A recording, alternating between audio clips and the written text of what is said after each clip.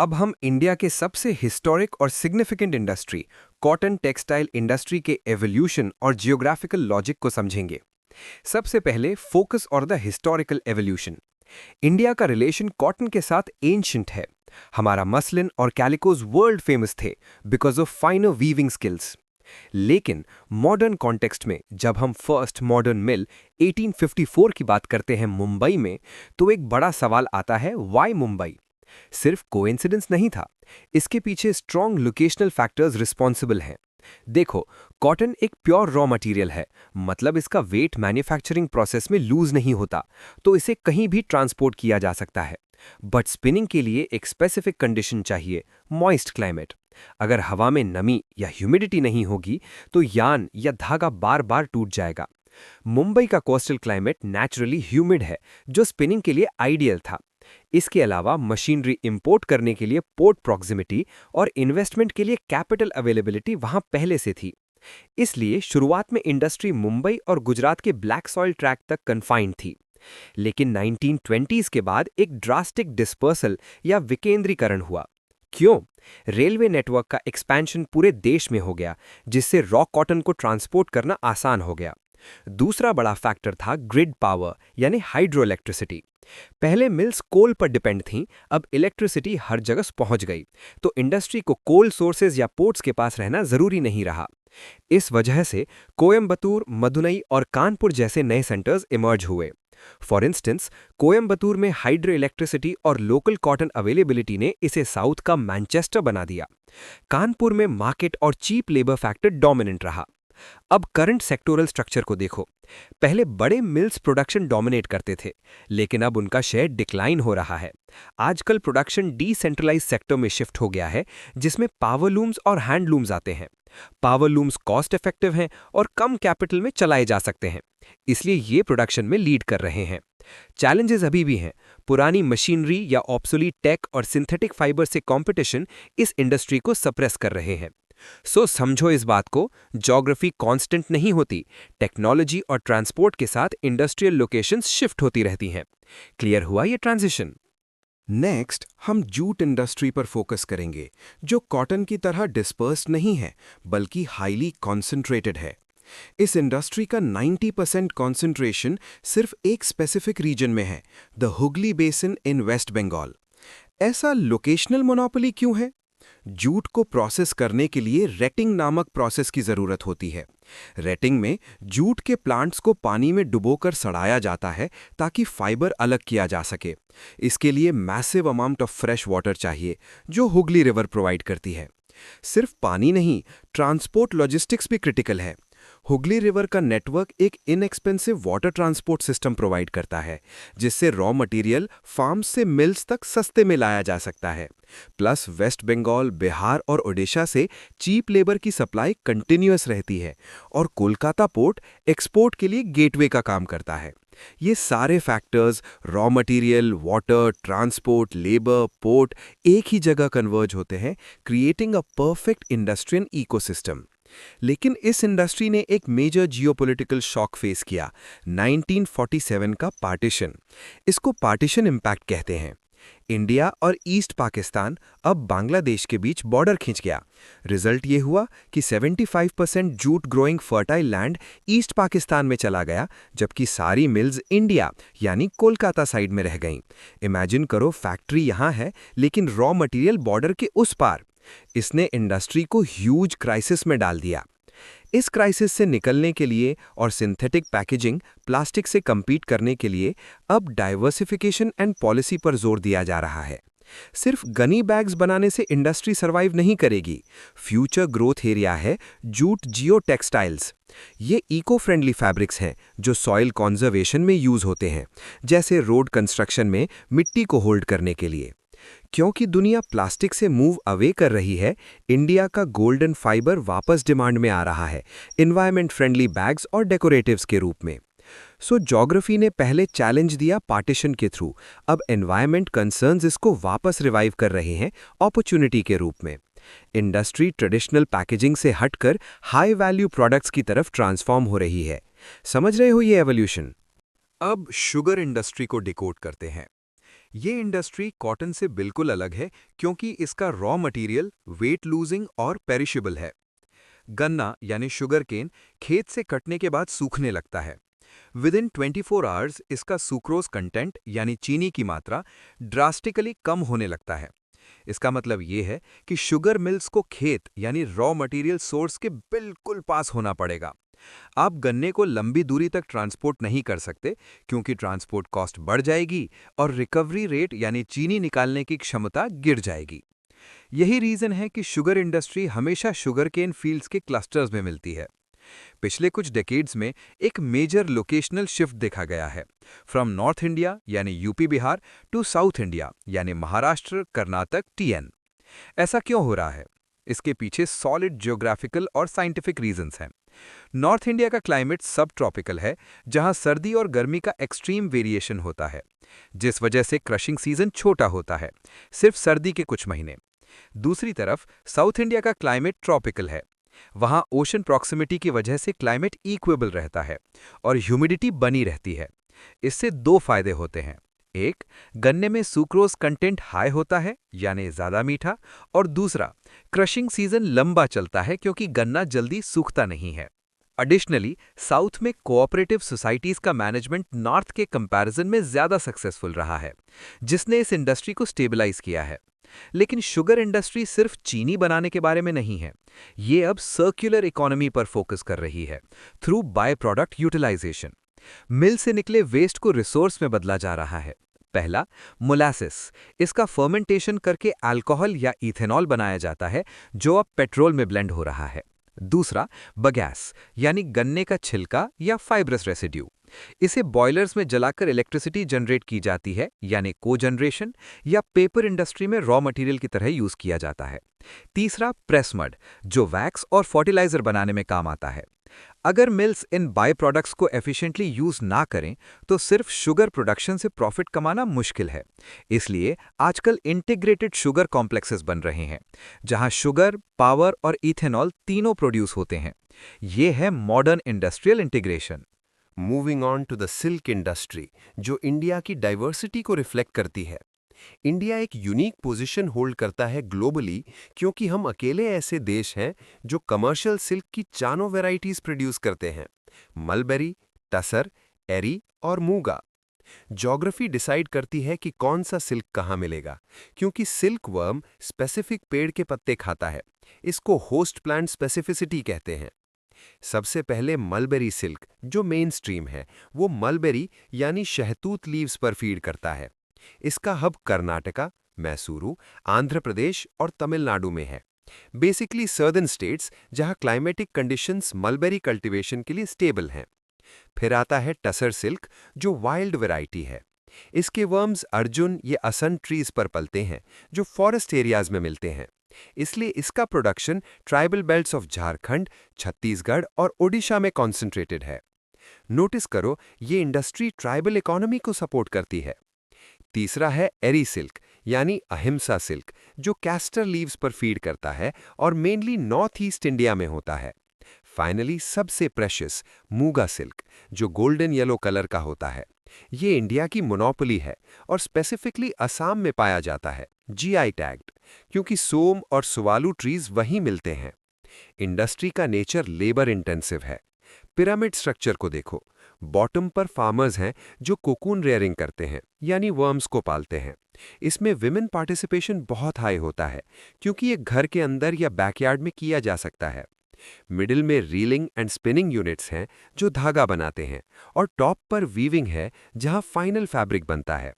क्योंकि ये machinery dominant नहीं बल्कि स्किल डोमिनेंट इंडस्ट्री है, इसमें एम्प्लॉयमेंट पोटेंशियल बहुत हाई है। लेकिन सिंथेटिक सिल्क या आर्टिफिशियल सिल्क से मिलने वाली मिलावट या अडल्टरेशन एक बड़ा चैलेंज है। इस ट्रस्ट डेफिसिट को ब्रिज करने के लिए सिल्क मार्क लॉन्च किया गया है, एक क्वालिटी एश्योरेंस लेबल जो सर्टिफाई करता है कि सिल्क प्योर और नेचुरल है। सो सिल्क इंडस्ट्री सिर्फ कपड़ा नहीं है, ये रूरल एम्प्लॉयमेंट और ट्राइबल लाइवलीहुड का एक क्रिटिकल इकोनॉमिक पिलर है। अब बात करते हैं पेपर एंड पल्प इंडस्ट्री की।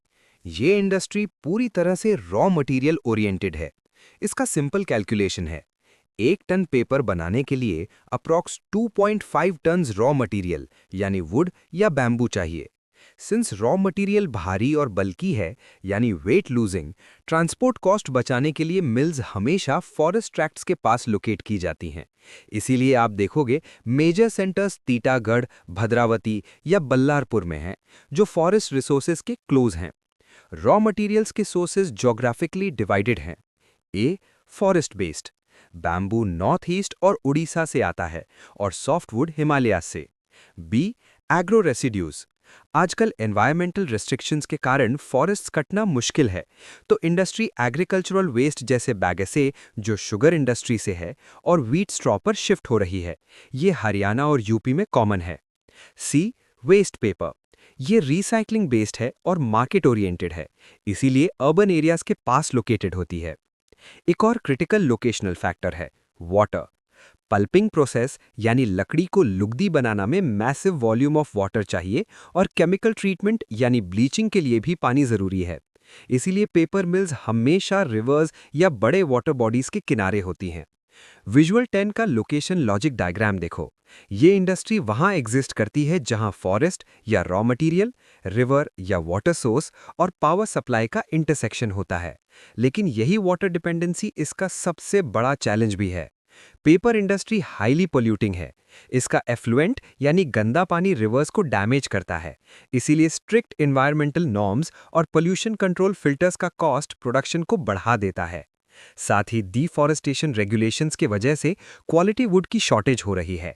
इंडस्ट्री को अब बैलेंस बनाना पड़ रहा है रॉ मटेरियल की प्रॉक्सिमिटी और एनवायरमेंटल कंप्लायंस के बीच। ये conflict between geography of resources और इकोलॉजी ऑफ सर्वाइवल इस इंडस्ट्री का कोर इशू है आज के समय में। क्लियर है ये resource environment dynamic? Next is food processing industry, जिसे सनराइज इंडस्ट्री कहा जाता है। सनराइज इसलिए क्योंकि इसमें ग्रोथ पोटेंशियल बहुत ज़्यादा है, लेकिन अभी फुली डेवलप नहीं हुई है। ये इंडस्ट्री एग्रीकल्चर और मैन्युफैक्चरिंग के बीच का ब्रिज है। खेती में जो प्रोड्यूस होता है, फ्रूट्स, वेजिटेबल्स, मिल्क, वो जल्दी खराब हो जाता है, पेरिशेबल। फूड प्रोसेसिंग इसे वेस्टेज को रोकती है और वैल्यू एडिशन करती है। एग्जाम्पल, टमाटर बेचने से बेहतर है केचप बेचना, लाइफ भी बढ़ गई और दाम भी। इस इंडस्ट्री का सबसे क्रिटिकल इंफ्रास्ट्रक्चर कंपोनेंट है कोल्ड चेन लॉजिस्टिक्स। खेत से लेकर कंज्यूमर की प्लेट तक टेम्परेचर मेंटेन रहना चाहिए। अगर बीच में कहीं भी टेम्परेचर ब्रेक हुआ, विजुअल 12 देखो, तो बैक्टीरिया ग्रो होंगे और फूड क्वालिटी गिर जाएगी। इस चेन में प्री कूलिंग, रीफर वैन्स यानी रेफ्रिजरेटेड ट्रक्स और कोल्ड स्टोरेज वेयरहाउसेस शामिल हैं। इंडिया में यही सबसे बड़ा क्रिटिकल गैप है। हमारे पास इनफ कोल्ड स्टोरेजेस नहीं हैं, leading to massive wastage. Government ने इसको टैकल करने के लिए पीएम किसान संपदा योजना और mega food park scheme launch की है। मेगा फूड पार्क का model hub and spoke concept पर बेस्ड है। विजुअल 11 लिखो, समझो इसे। छोटे छोटे कलेक्शन सेंटर्स यानी स्पोक्स होते हैं, जो गांव यानी फार्म गेट के पास होते हैं। वहां से माल कलेक्ट होकर एक बड़े सेंट्रल प्रोसेसिंग सेंटर यानी हब में आता है, जहां फैक्ट्रीज होती हैं। ये क्लस्टर अप्रोच ट्रांसपोर्ट कॉस्ट कम करता है और इकोनॉमीज ऑफ स्केल देता है। इससे फार्मर्स डायरेक्टली प्रोसेसर्स से जुड़ जाते हैं यानी forward backward linkages, middle man हट जाते हैं और फार्मर्स को बेटर प्राइस मिलता है। डेयरी सेक्टर यानी अमूल मॉडल इसका क्लासिक सक्सेस एग्जाम्पल है। लेकिन फ्रूट्स एंड वेजिटेबल्स में प्रोसेसिंग लेवल अभी भी लेस देन 10% है, जो कि बहुत कम है। एफडीआई की 100% परमिशन ऑटोमेटिक रूट से दी गई है ताकि टेक्नोलॉजी और कैपिटल आ सके। बेसिकली ये इंडस्ट्री रूरल इकोनॉमी को ट्रांसफॉर्म करने का दम रखती है अगर इंफ्रास्ट्रक्चर गैप्स फिल हो जाएं। Let's understand the fertiliser industry, जो इंडिया की फूड सिक्योरिटी और ग्रीन रेवोल्यूशन की बैकबोन है। बिना फर्टिलाइजर्स के हाई क्रॉप यील्ड पॉसिबल नहीं है। फर्टिलाइजर 3 प्राइमरी न्यूट्रिएंट्स प्रोवाइड करते हैं, N नाइट्रोजन, P फॉस्फोरस और K पोटेशियम। इंडिया की पोजीशन ग्लोबली यूनिक है।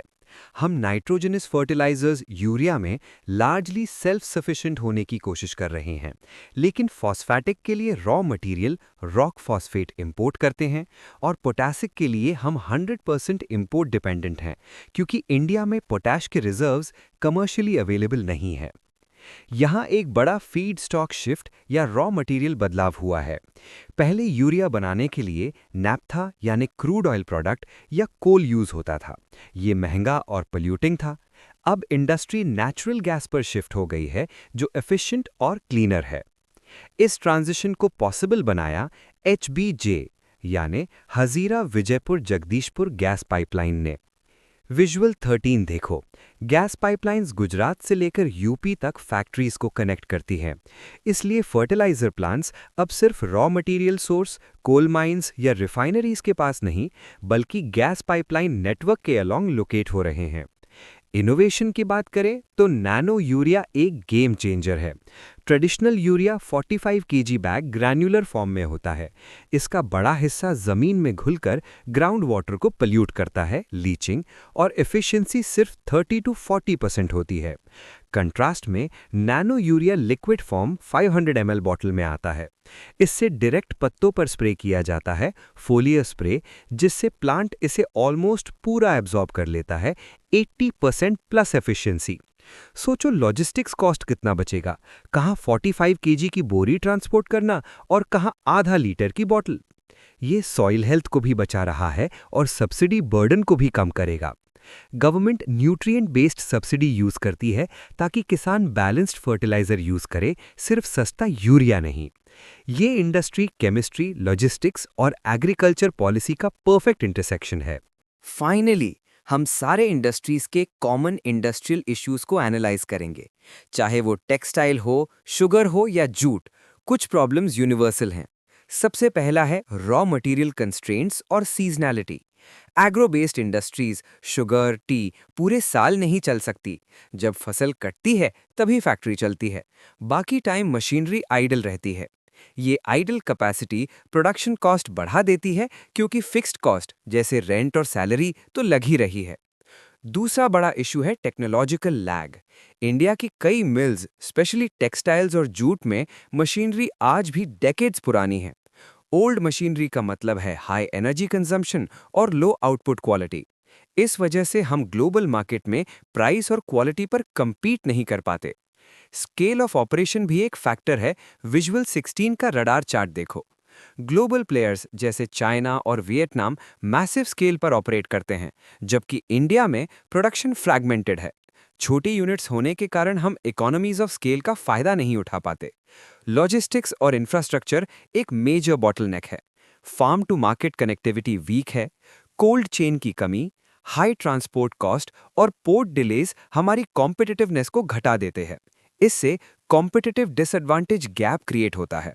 सप्लाई चेन इनएफिशिएंसीज का मतलब है कि खेत से फैक्ट्री तक आते आते ही रॉ मटेरियल महंगा हो जाता है। लास्टली, ग्लोबल डायनामिक्स और सस्टेनेबिलिटी नॉर्म्स। एनवायरमेंटल रेगुलेशंस जैसे पोल्यूशन कंट्रोल स्ट्रिक्ट होने की वजह से कंप्लायंस कॉस्ट बढ़ गया है, स्पेशली लेदर और डाइंग में। साथ ही WTO नॉर्म्स और FTA यानी फ्री ट्रेड एग्रीमेंट्स की वजह से प्रोटेक्शनिज्म कम हो रहा है। वियतनाम और बांग्लादेश जैसे देश टेक्सटाइल में हमें स्टिफ कंपटीशन दे रहे हैं, क्योंकि वहां लेबर लॉज फ्लेक्सिबल हैं और टेक्नोलॉजी नई है।